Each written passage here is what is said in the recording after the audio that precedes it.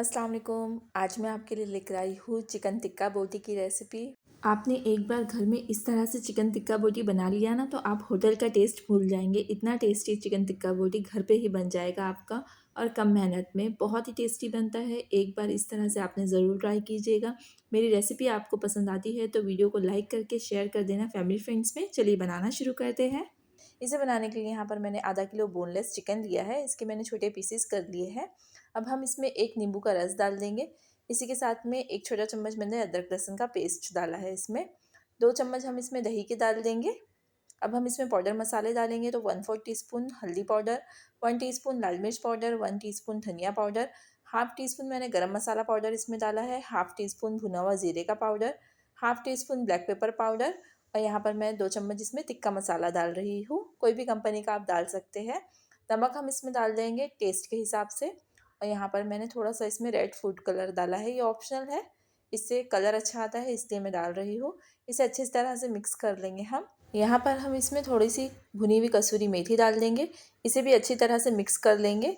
Chicken को अच्छे से मिक्स करके हम एटलीस्ट 2 से 3 घंटे इसे मैरिनेट करके रखेंगे, तभी हमारा चिकन फ्लेवरफुल बनेगा। आप चाहे तो इसे ओवरनाइट भी मैरिनेट करके रख सकते हैं। तो मैंने यहाँ पर इसे 3 घंटे मैरिनेट करके रखा था।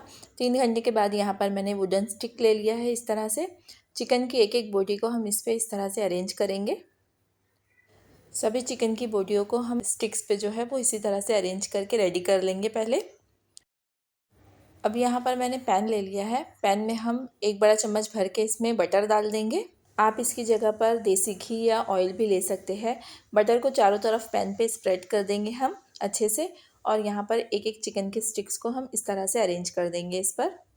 अब हम इसे कवर करके रखेंगे एटलीस्ट 5 मिनट के लिए, बिल्कुल धीमी आंच पर।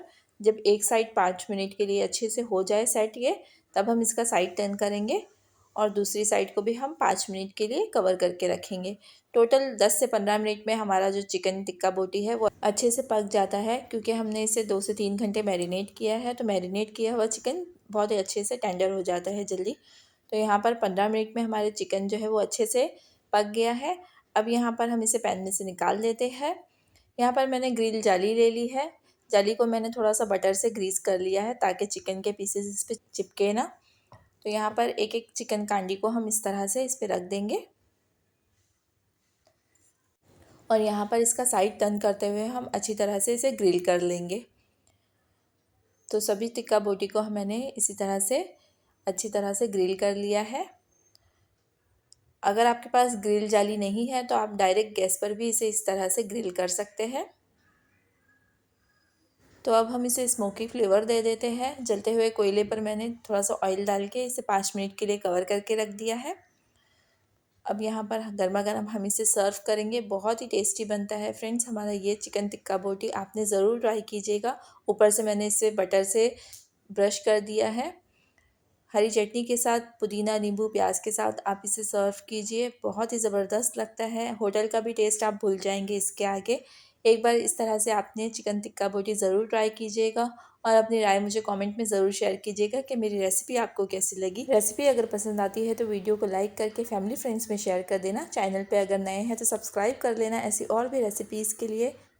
तो मिलती हूँ नेक्स्ट वीडियो में फ्रेंड्स एक न्यू आसान सी रेसिपी के साथ। तब तक के लिए अल्लाह हाफिज़। Thanks for watching.